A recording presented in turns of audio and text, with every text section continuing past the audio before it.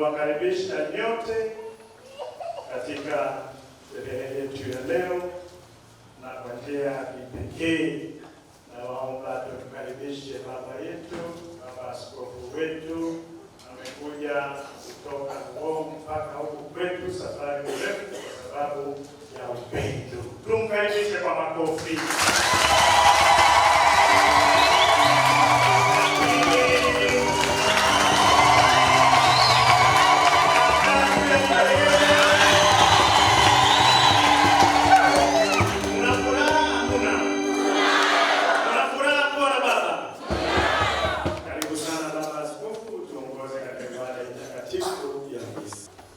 Kwa jina la Baba na la Mwana na la Roho Mtakatifu. Amina. Amani iwe kwenu na iwe rohoni mwako.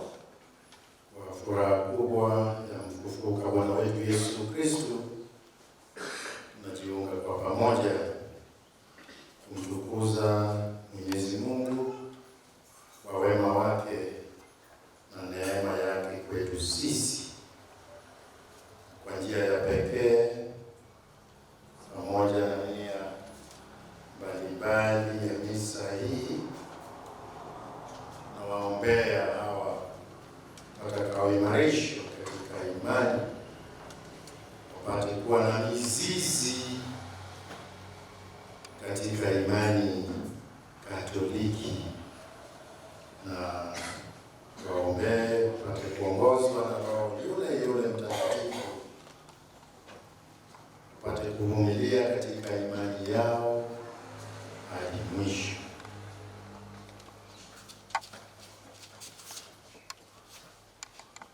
Tuombe parokia yetu ya Moyo Mtakatifu wa Yesu. Mungu atujalie kuwa na ushikamano, umoja, upendo na amani. Tuombee viongozi wote wa parokia. Mungu awajalie kumtumikia na kutumikia kanisa lake kwa moyo wao wote, wakiongozwa na Roho Mtakatifu. Tuombee makatekista wetu wa parokia yetu, ili Mungu awajalie umoja, amani na hekima ya kueneza Injili.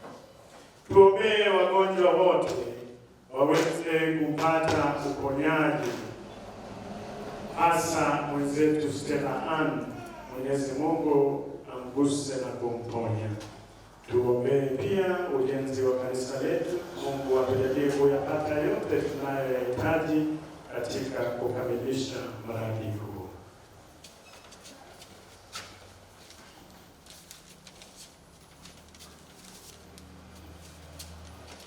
Basi ndugu zangu, tukiri dhambi zetu ili tupate kustahilishwa kuadhimisha mafumbo matakatifu.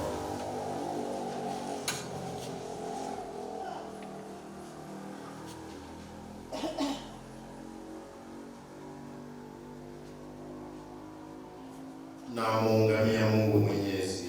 Nanyi ndugu zangu, kwani nimekosa mno kwa mawazo, kwa maneno, kwa vitendo na kwa kutotimiza wajibu. Nimekosa nimekosa sana. Ndio maana nakuomba Maria mwenye heri, Bikira daima, malaika na watakatifu wote, nanyi ndugu zangu, niombeni kwa Bwana Mungu wetu. Mungu Mwenyezi atuhurumie, atusamehe dhambi zetu, atufikishe kwenye uzima wa milele. Amen.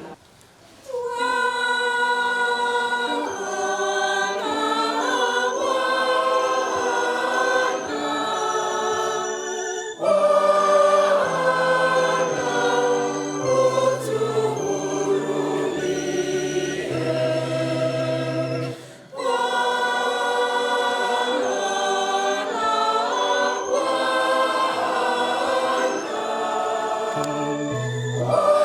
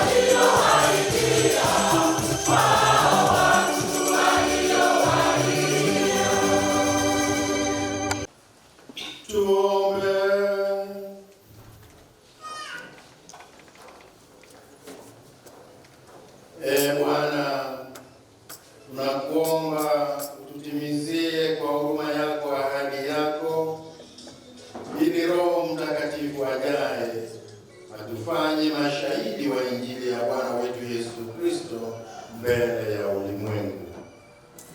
Anaishi na kutawala nawe katika umoja wa Roho Mtakatifu, Mungu daima na milele.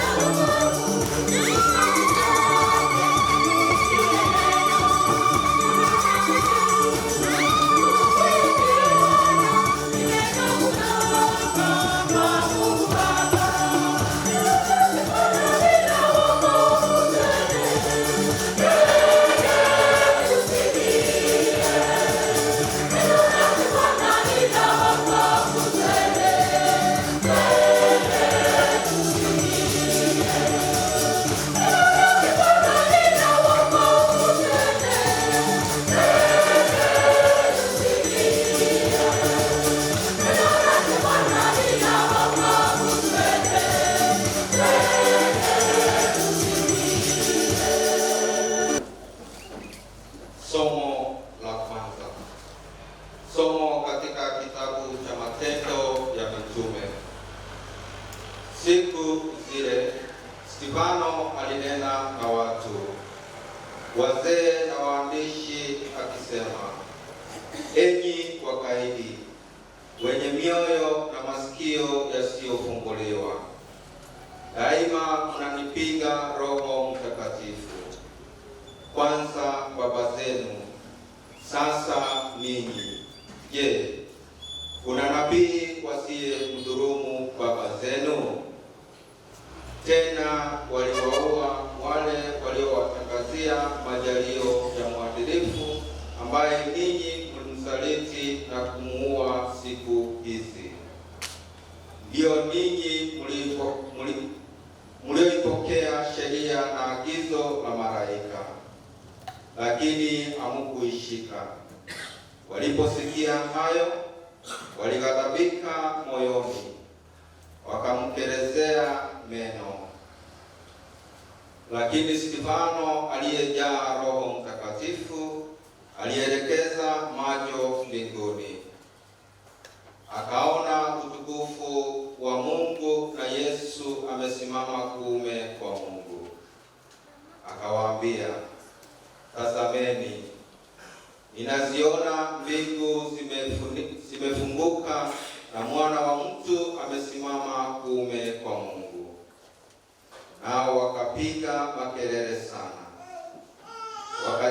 wakajiziba masikio, wakamshambulia kwa nia moja, wakaburuza nje ya mji, wakampiga mawe. Mashahidi wakaweka nguo zao miguuni pa kijana mmoja, jina lake Sauli. Basi walipokuwa wakimtupia mawe Stefano, yeye alisali na kuita, Bwana Yesu, ipokee roho yangu. Akapiga magoti akalia kwa sauti kubwa, Bwana, usiwahesabie dhambi hii. Baada ya maneno hayo alikata roho. Pia Sauli alikubali uwaji huo. Neno la Bwana.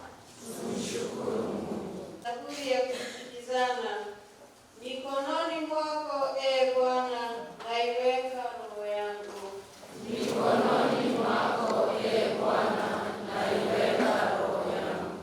Mikononi mwako, e Bwana, naiweka roho yangu. Mikononi mwako, e Bwana, naiweka roho yangu. Mikononi mwako, e Bwana,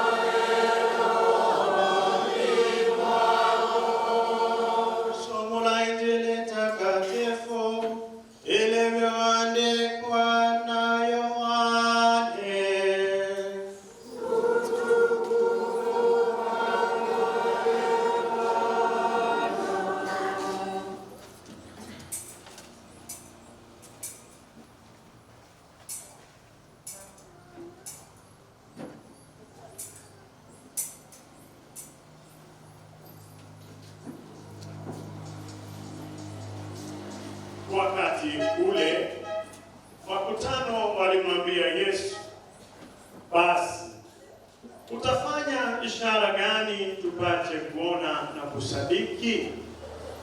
Utafanya nini? Baba zetu walikula mana jangwani, kama ilivyoandikwa, aliwalisha mkate wa mbinguni. Yesu akawaambia, amin, amin nawaambieni, sio Musa aliyewapa mkate kutoka mbinguni, bali ni Baba yangu awapaye mkate halisi toka mbinguni. Kwa maana mkate wa Mungu ni ule ushukao toka mbinguni na kuupa ulimwengu uzima. Wakamwambia, Bwana, utupe mkate huo siku zote. Yesu akawaambia, mimi ni mkate wa uzima. Ajaye kwangu hataona tena njaa, anisadikie hataona tena kiu.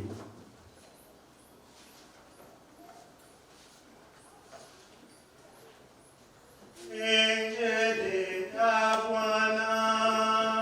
Sifa kwako, Ee Kristo. Tumsifuni Yesu Kristo. Maujaji wa matumaini pamoja katika sala. Maujaji wa matumaini. Leo hii kuna furaha kubwa mbinguni kwa kuwa hawa wenzetu waliobatizwa wanaimarishwa, wanapewa sakramenti ya kipaimara ya Roho Mtakatifu. Walipobatizwa walifanywa watoto wa Mungu, sio tu maumbile, watoto wake. Ndugu na dada za Bwana wetu Yesu Kristo, walifanywa watoto wa kanisa, mawe yaliyo hai ya kujenga mwili wa Kristo. Dhambi ya asili iliondolewa, wakawa watakatifu, roho zao zikawa mahali wanapoishi Roho.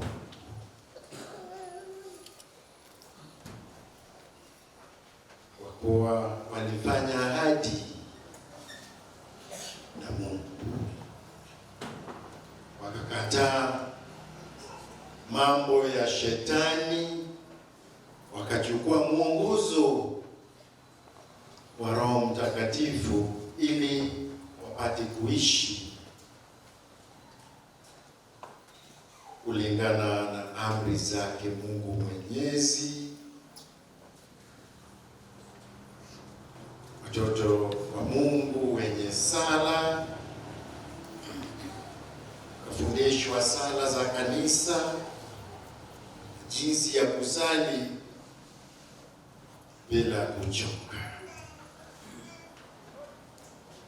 Wakafundishwa mambo makuu yatakayowapeleka mbele zake Mwenyezi Mungu katika maisha ya milele ule kwa Baba. Ndiyo maana siku hii ya leo watarudia ahadi hiyo hiyo ya ubatizo mbele zetu sisi waumini kama hao, ili wachukue nafasi mpya ya kumfuasa Bwana wetu Yesu Kristo, wakiongozwa na Roho Mtakatifu. Yule Roho aliyewaongoza mitume baada ya kupaa kwake Bwana wetu Yesu Kristo siku ya Pentekoste. Hawa walikuwa wameishi na Kristo kwa miaka mitatu, lakini baadaye wakashika uoga, wakajifunga chumbani hadi siku ile ya Pentekoste. Roho Mtakatifu akawashukia, wakawa na ujasiri wa kuhubiri neno la Bwana, Injili ya Kristo bila kuogopa. Tunaambiwa ya kwamba siku hiyo watu 3,000 waliokoka, wakabatizwa. Kwa hawa mitume walipata nguvu kutoka kwa Roho Mtakatifu, kawa na ujasiri wa kuendeleza utume wa Kristo bila kuogopa mtu yeyote.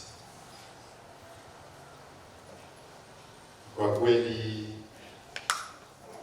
wote walihubiri Injili ya Bwana, wote wakauawa isipokuwa mmoja tu, Yohane, aliyekufa akawa mzee. Lakini mitume wote wale, kwa sababu gani? Kwa sababu waliongozwa na Roho Mtakatifu, na kwa ujasiri huo wale waliokuwa, kwa maneno ya Stefano, wale waliompinga Roho Mtakatifu waliwaua, adui wa Injili ya Bwana. Leo hii katika somo letu la kwanza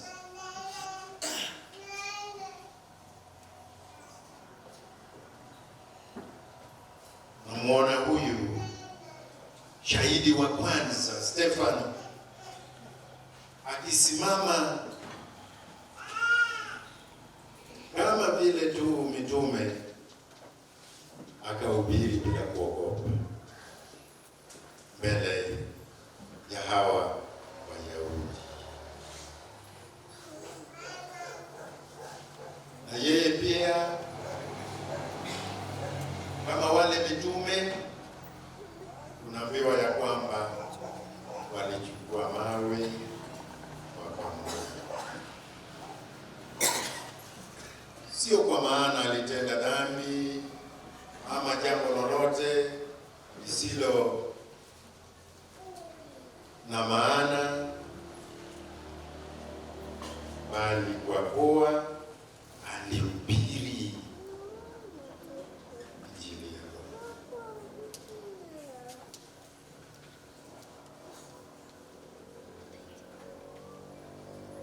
Lakini hata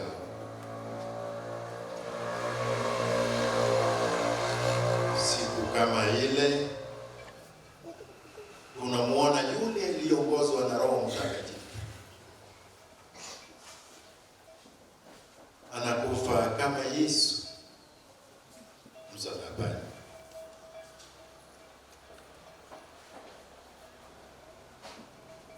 Ana sali na kuita, Bwana Yesu, ipokee roho yangu.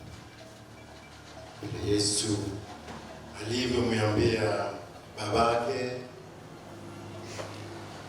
Baba, ipokee roho yangu.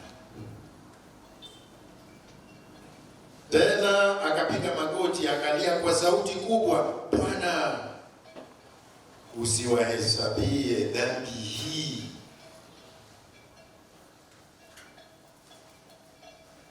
Mambo yale yale kama ya Bwana wetu Yesu Kristo. Anawaombea, anawasamehe,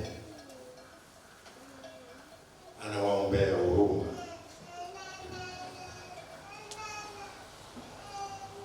Njia moja, wapendwa wa Mungu, ya kutambua jinsi Roho Mtakatifu anatuongoza ni kiasi gani tuko tayari wasamehe wale wanaotukosea. Mara kwa mara tunasali sala ya Baba yetu uliye mbinguni. Tunamwomba Bwana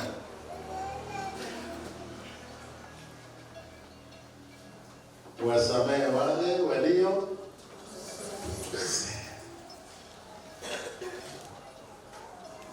tukosea.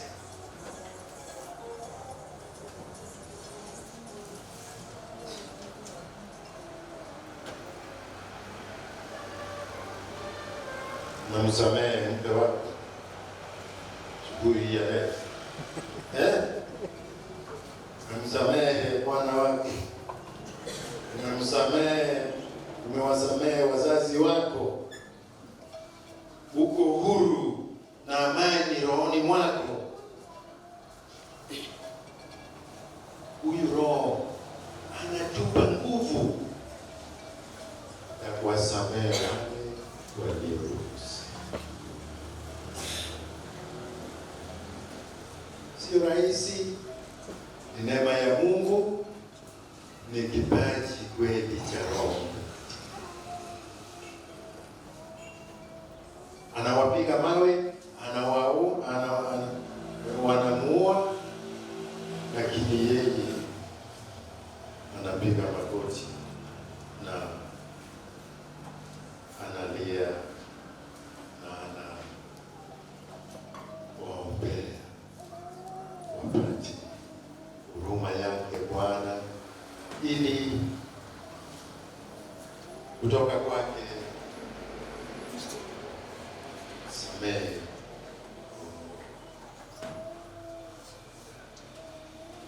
Jambo muhimu,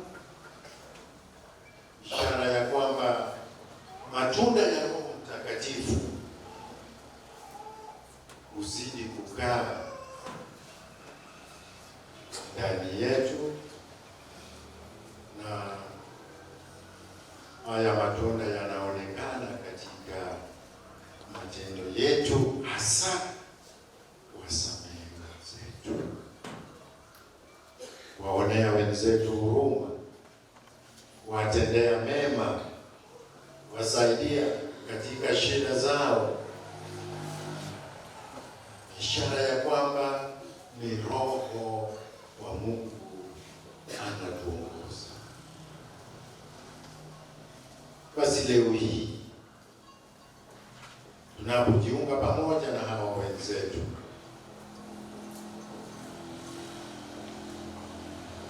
hata ikiwa wengine waliitika kwa sauti chini ya chini sana, nikawaangalia hawa walimu wa dini, aliwakumbusha kweli ya kwamba kuitika ni muhimu. Hata wakati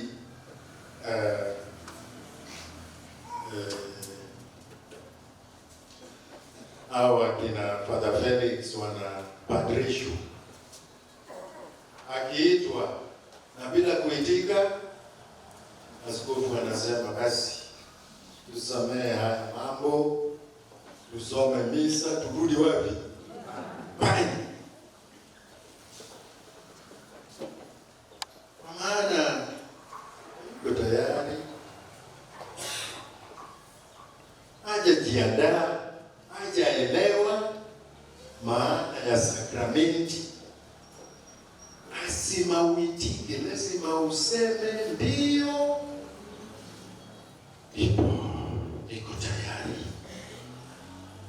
Ruth kwa sauti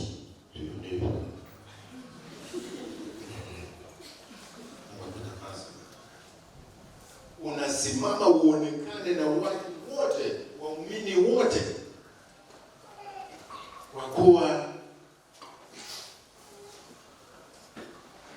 unamuomba Mungu akufanye shahidi ya nchi.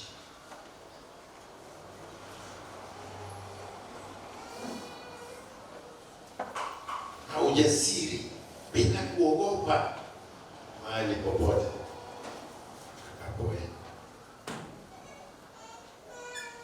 Yule Roho aliyewashushia mitume siku ya Pentekosti, leo hii atawashukia kila mmoja wenu. Ndio maana askofu anakuwekea mkono kila mmoja.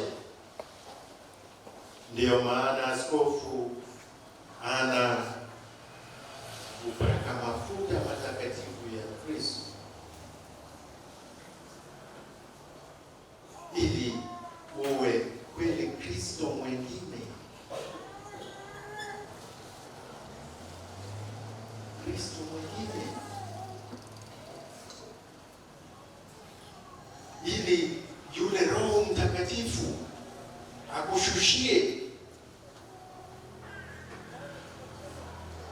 upate nguvu ya kutosha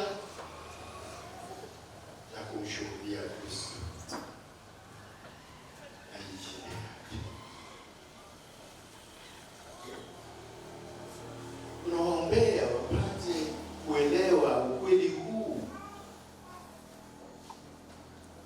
na vile tulivyosema mwanzoni, wapate kuwa na mizizi kweli katika imani Katoliki. Nawakumbusheni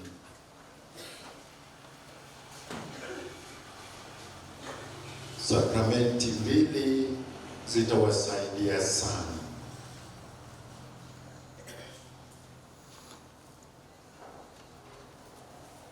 Ukianguka dhambini, tafadhali, bila kungoja mwaka mzima au miezi, nenda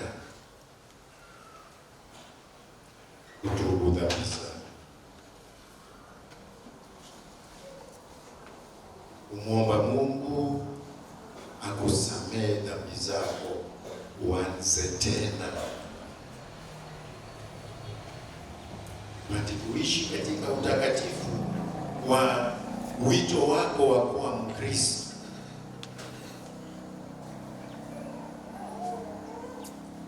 Go and confess your sins.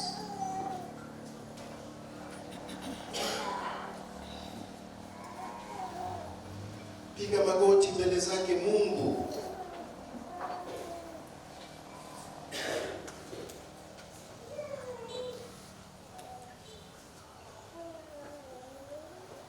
Na padre atakusamehe kwa jina lake, jina la Mungu, sio jina la padre mwenyewe, kwa jina la Mungu.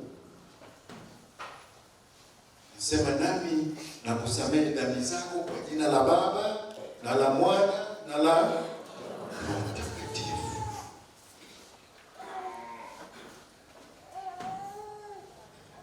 Ikiwa unataka, huu ndio mwaliko, usimama imara katika imani yako, usisahau kutubu dhambi zako. Sio tu mara moja kwa mwaka ama mara mbili kwa mwaka.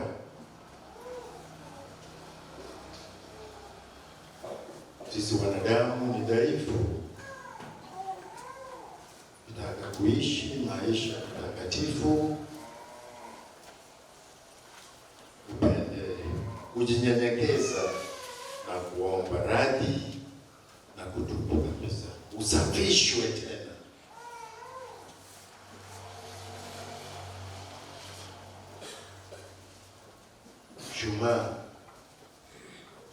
Ishara ya Bwana mfufuka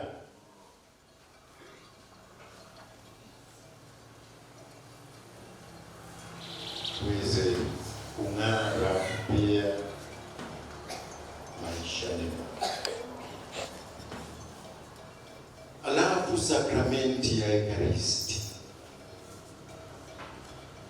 misa takatifu.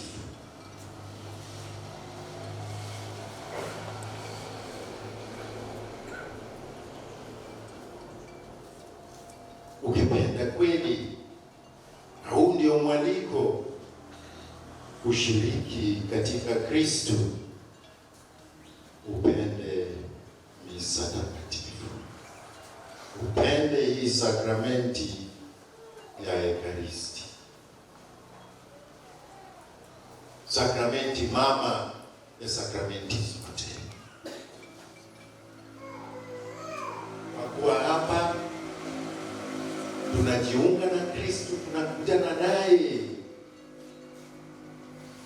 anatulisha. Katika Injili ya leo ametukumbusha, mimi ni mkate wa uzima. Ajaye kwangu hataona tena njaa, anisadikie hataona tena kiu.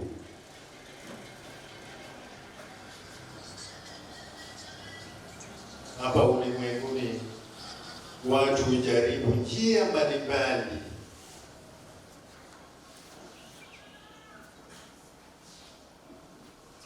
ya kupata furaha, kupata kushibishwa. Kuna wale ambao wanawanyima hata ndugu zao ardhi, lakini hata wakipata ardhi ekari bilioni 1 watafurahi, watashibishwa na watasema imetosha. They will never be satisfied even if they nyakua a billion acres.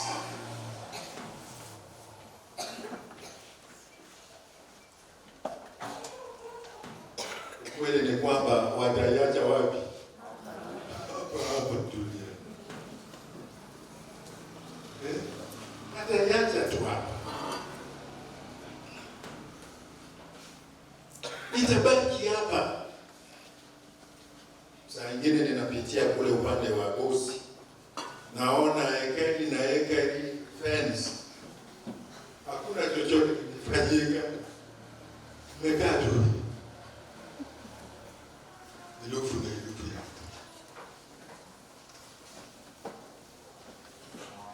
Kwa maana njaa ya vitu vya dunia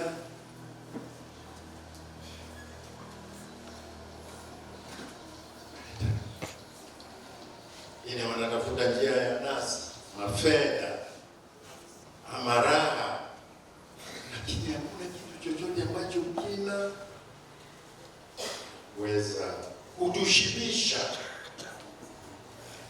tukawa na amani na uhuru maishani mwetu kama kumtambua Bwana wetu Yesu Kristo. Yeye ni mkate wetu kwa neno lake takatifu. Ya maana wakati wa procession tunasimama na tuna inama kuheshimu neno hilo. Ni Yesu Kristo anatuzungumzia.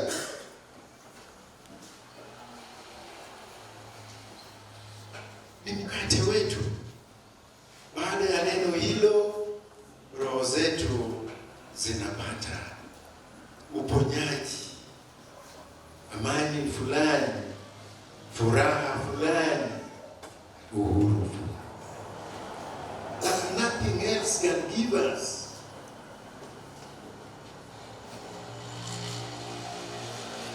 Baadaye katika meza ya pili ya altare anajitolea ili tupate chakula cha kiroho, mwili na damu yake.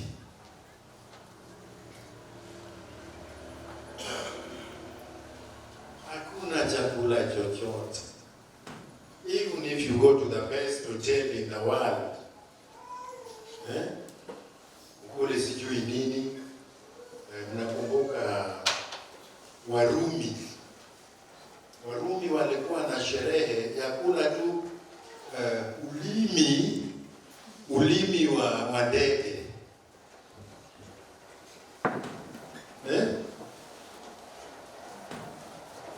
Ulimi wa ndege ndio inakarangwa vizuri, na ikiwa umeshiba unaenda mahali na unatapika na unarudi tena wazi. Vomitorium. Unaenda kuvomit na unarudi kwa sherehe, unaanza tena na divai na lakini walishindishwa kweli. Hakuna. Kwa hivyo wapende tafadhali Ekaristi Takatifu.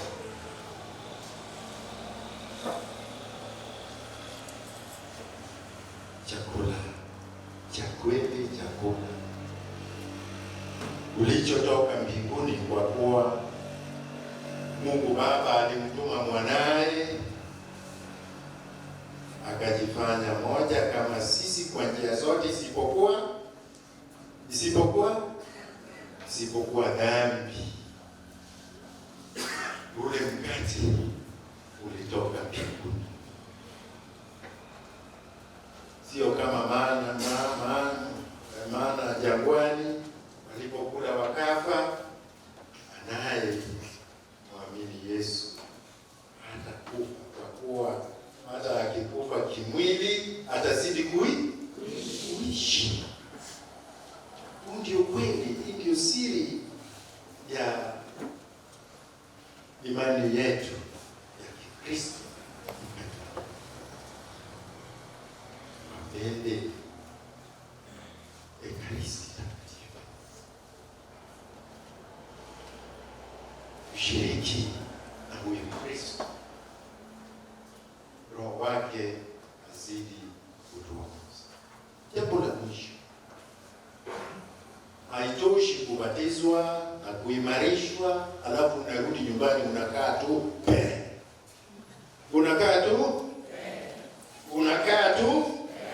kule. Imarishwa. Chukueni nafasi yenu katika kanisa, katika huduma ya kanisa. Hawa wanakwaya mara kwa mara nikija hapa kweli wanaimba vizuri sana. I don't know why they have not been number one in the dance. Lakini siwaoni vijana. Watoto wanaweza kujiunga nani. Nilienda mahali ambapo yule aliyekuwa na conduct choir ni mtoto wa miaka 9.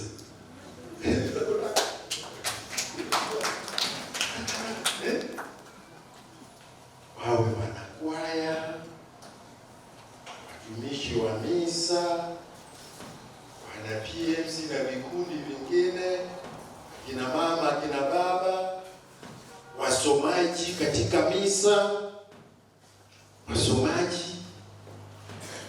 Chukueni nafasi yenu katika huduma ya kanisa.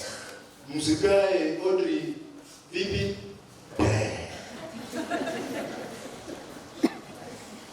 Chukueni nafasi. Kutoka kwenu ndio pia watatokea masista na mapadre na mabruda na makatekista na kina mama, kina baba wa Kristo wanao kweli mfuasa Kristo katika mifano yao bora. Chukueni nafasi yenu katika kanisa. Narudia tena, msikae. Chukueni nafasi. Na siku hii Mungu anawafanya waliniambia nini kule na Rosera,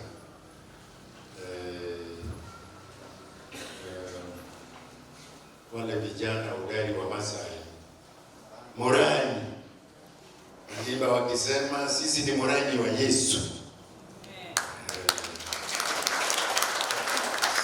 Mungu anawafanya morani Yesu wawe kweli morani wake hadi mwisho. Tumsifu Yesu Kristo.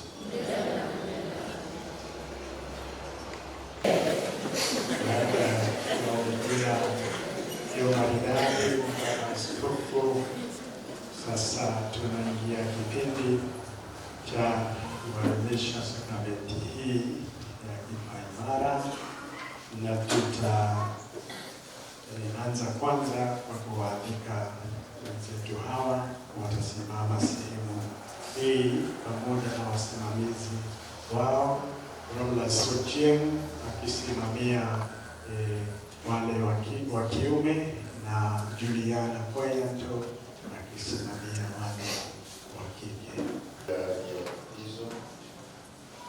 Hata sisi sote kwa nafasi hii ya kurudia ahadi yetu, tusimame.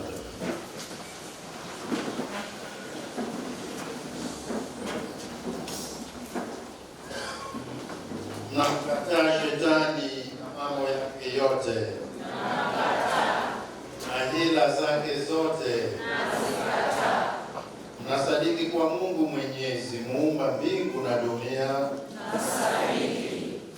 Nasadiki kwa Yesu Kristo mwanaye pekee Bwana wetu, aliyezaliwa na Bikira Maria, akateswa, akafa, akazikwa, akafufuka katika wafu, amekaa kuume kwa Baba. Mnasadiki kwa Roho Mtakatifu, Bwana mleta uzima, mtakayepewa leo kwa namna ya pekee kwa njia ya sakramenti ya kipaimara kama walivyopewa mitume siku ya Pentekoste.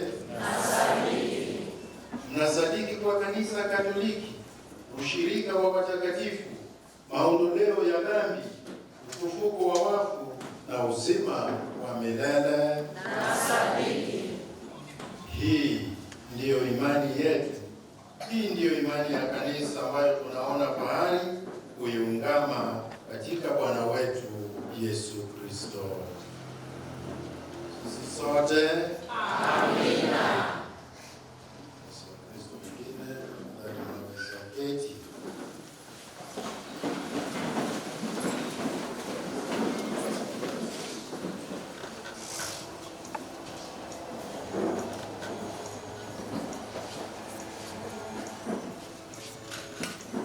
Ndugu zangu, tumwombe Mungu Baba Mwenyezi kwa wema wake awatie Roho Mtakatifu wanaye hawa wateule waliozaliwa katika uzima wa milele kwa ubatizo. Naye Roho Mtakatifu atawaimarisha kwa mapaji yake maridhawa, kwa mpako wake atawafanya wafanane na Kristo mwana wa Mungu.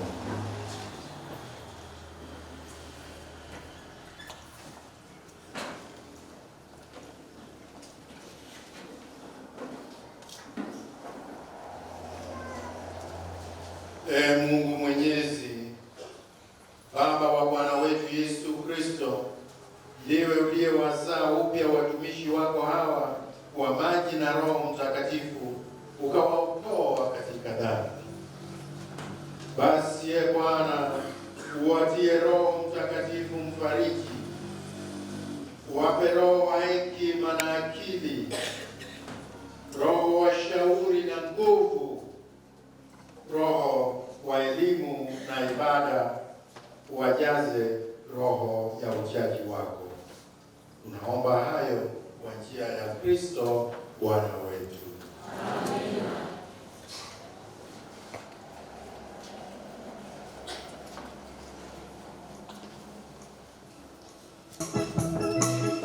Sasa tuzime mishumaa yetu.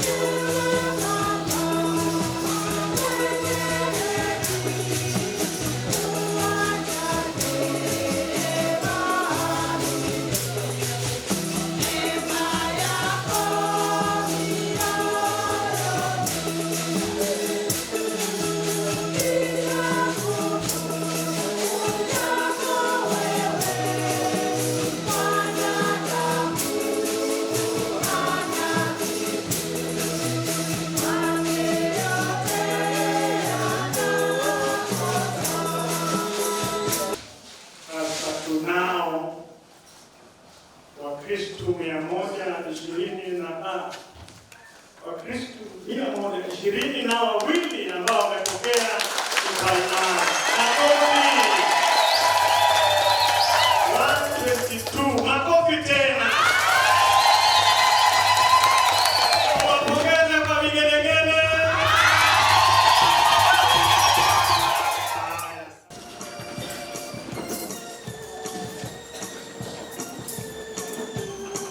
Tutaanzia kutoa sadaka kule nyuma, tukija tukizunguka kurudi kwa viti vyetu.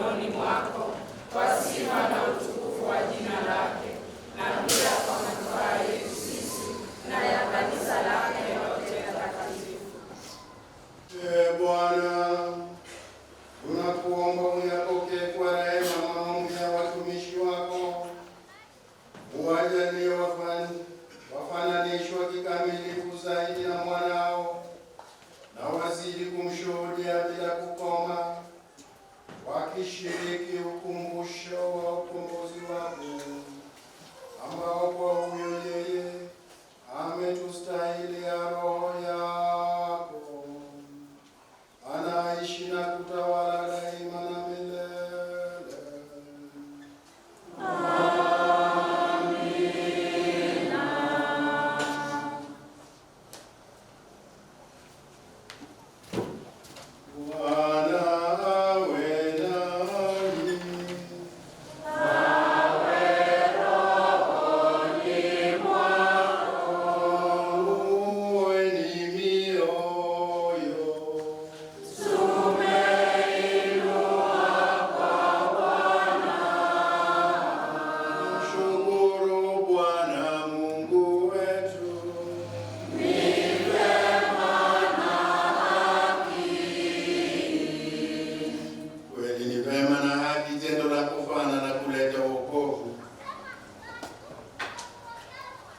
Kukutukuza kila wakati ya Bwana, lakini hasa wakati huu kutangaza utukufu wako, kwa kuwa Kristo Pasaka wetu ametolewa sadaka. Yeye anaendelea kujitoa kwa ajili yetu, tena anatutetea siku zote mbele zako kama mwombezi. Ndiye aliyetolewa sadaka, wala hafi tena, bali yu hai daima, yeye aliyeuawa. Kwa sababu hiyo, katika upeo wa furaha ya Pasaka, ulimwengu mzima unashangilia, lakini pia nguvu za mbinguni na majeshi ya malaika wanaimba utenzi wa utukufu wako, wakisema bila mwisho.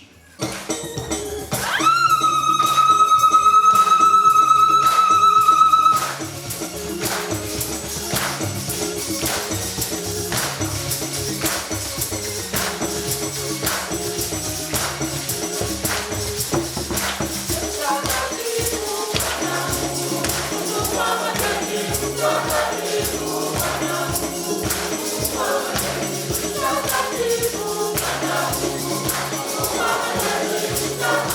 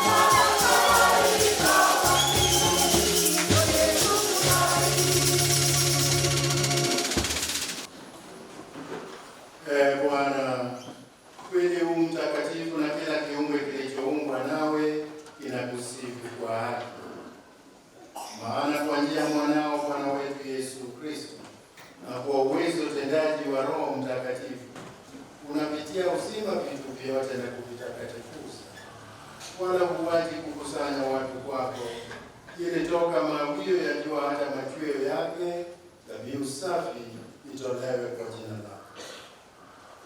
Basi Bwana, tunakusihi kwa unyenyekevu vipaji hivi ambavyo tumekutolea, ili uvitakase, upende kuvitakatifuza kwa Roho huyo huyo, ili viwe mwili na damu ya mwanao Bwana wetu Yesu Kristo, aliyetuamuru tuadhimishe mafumbo haya.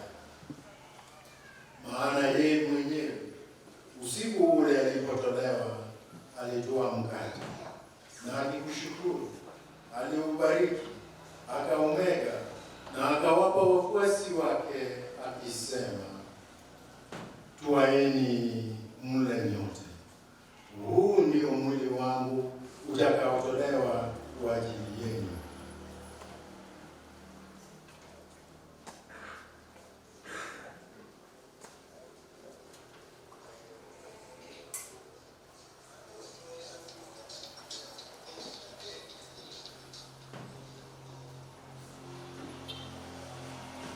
Vivyo hivyo baada ya kula, akitwaa kikombe na kumshukuru, alikibariki na akawapa wafuasi wake akisema, twaeni mnywe nyote, hiki ndicho kikombe cha damu yangu, damu ya agano jipya na la milele, itakayomwagika kwa ajili yenu na kwa ajili ya wengi kwa maondoleo ya dhambi.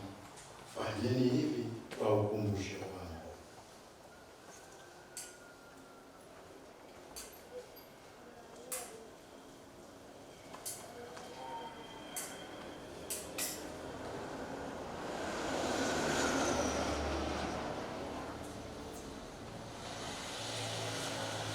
Fumbo la imani.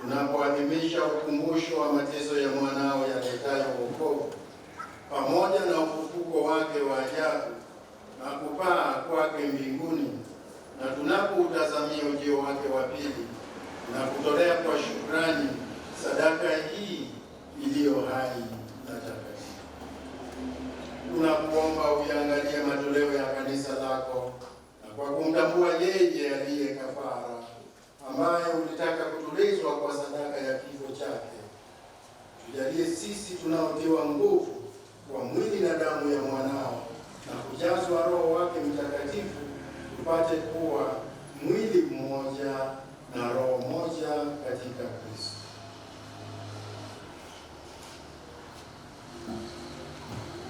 Yeye atufanye sisi tuwe kwako sadaka timilifu ya milele, ili tuweze kupata urithi pamoja na wateule wako. Kwanza kabisa, pamoja na Bikira Maria mwenye heri, mama wa Mungu, na Mtakatifu Yosefu mume wake huyo Bikira, na mitume wako wenye heri, na mashahidi wako watukufu, na watakatifu wote ambao tunategemea kupata daima msaada wa maombezi yao mbele zako.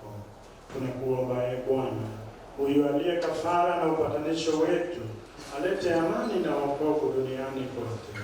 Upende kuliimarisha katika imani na mapendo kanisa lako linalosafiri hapa duniani, pamoja na mtumishi wako Baba Mtakatifu wetu Leo wa 14, askofu wetu John Obalawa, pamoja na maaskofu wote, wakilero wote na watu wote unaofanya kuwa taifa lako.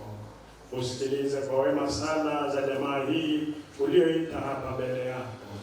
Baba uliye mtakatifu, kwa huruma yako wakusanya kwako wanao wote waliotawanyika popote duniani.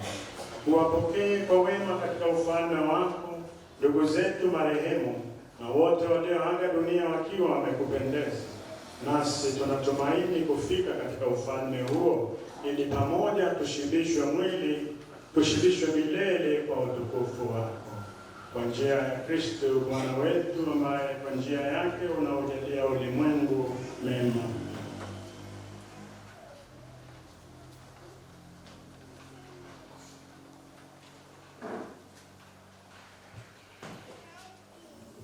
Kwa njia yake na pamoja naye na ndani yake, wewe Mungu Baba Mwenyezi, katika umoja wa Roho Mtakatifu,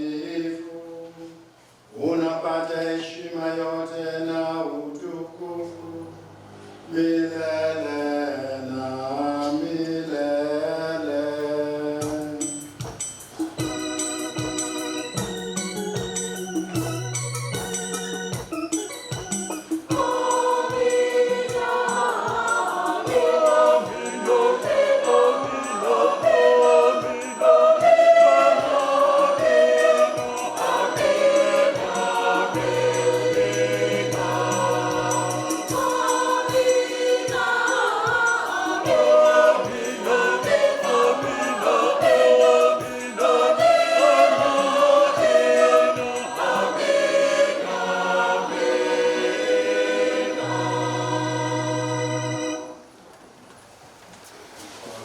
Agizo la Mwokozi wetu kufuata mafundisho yake ya kimungu, tunathubutu kusema: Baba yetu uliye mbinguni, jina lako litukuzwe, ufalme wako ufike, utakalo lifanyike duniani kama mbinguni. Utupe leo mkate wetu wa kila siku, usamehe makosa yetu kama tunavyowasamehe na sisi waliotukosea, usitutie katika kishawishi, lakini utuokoe maovuni. Bwana, tunakuomba utuokoe katika maovu yote. Utujalie kuwa wema amani maishani mwetu, kusudi kwa msaada wa huruma yako tuokolewe daima na dhambi, wala tusifadhaishwe na jambo lolote, tunapotazamia tumaini lenye heri na ujio wa Mwokozi wetu Yesu Kristo. Kwa kuwa ufalme ni wako na nguvu na utukufu hata milele. Bwana Yesu Kristo, uliyewaambia mitume wako, amani na wachieni, amani yangu na wapa, usizitazame dhambi zetu, ila tu imani ya kanisa lako.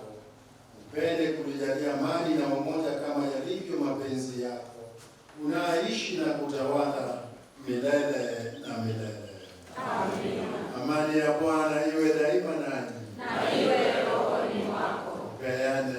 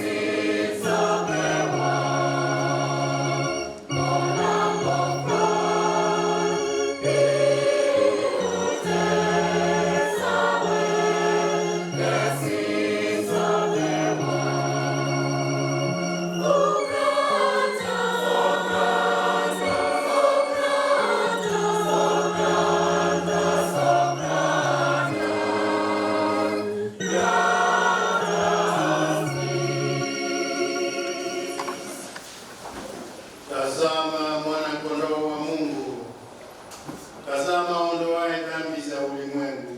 Heri yao waliowekwa kwenye karamu ya mwana-kondoo. Ee Bwana, sistahili neno wangu, lakini sema neno tu, na roho yangu itapona.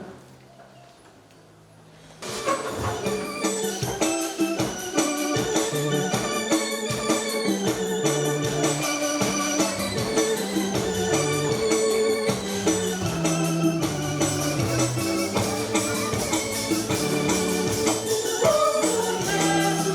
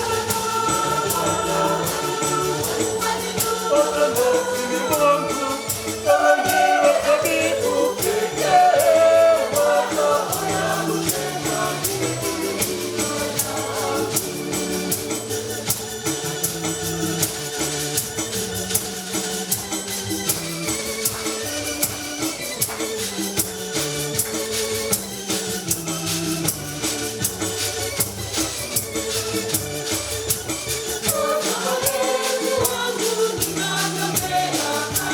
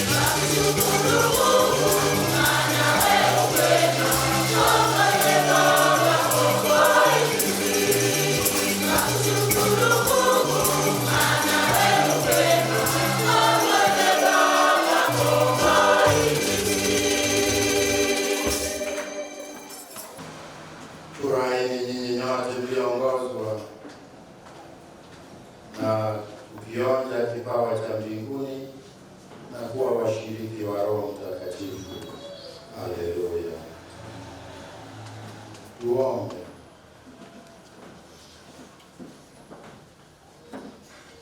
Bwana, uzidi kuwajalia baraka yako hata siku zijazo hao waliopakwa kwa Roho Mtakatifu na kushibishwa kwa sakramenti ya mwanao, nao wakiisha kushinda mabaya yote walifurahishe kanisa lako kwa utakatifu wao, na kwa matendo na mapendo yao wasaidie ili listawi ulimwenguni, kwa njia ya Kristo Bwana wetu. Amina. Bwana awe nanyi. Awabariki Mungu Baba Mwenyezi aliyewafanya watoto wake ninyi mliozaliwa upya kwa maji na Roho Mtakatifu, awalinde mstahili pendo lake la kibaba. Amina. Awabariki mwanaye pekee aliyeahidi Roho wa ukweli adumu kukaa katika kanisa, na waimarishe kwa nguvu zake katika kuingama imani ya kweli. Amina. Awabariki Roho Mtakatifu aliyewasha moto wa mapendo ndani ya mioyo ya wafuasi, na ninyi mkiwa mmekusanywa katika umoja, awaongoze bila dhambi kwenye furaha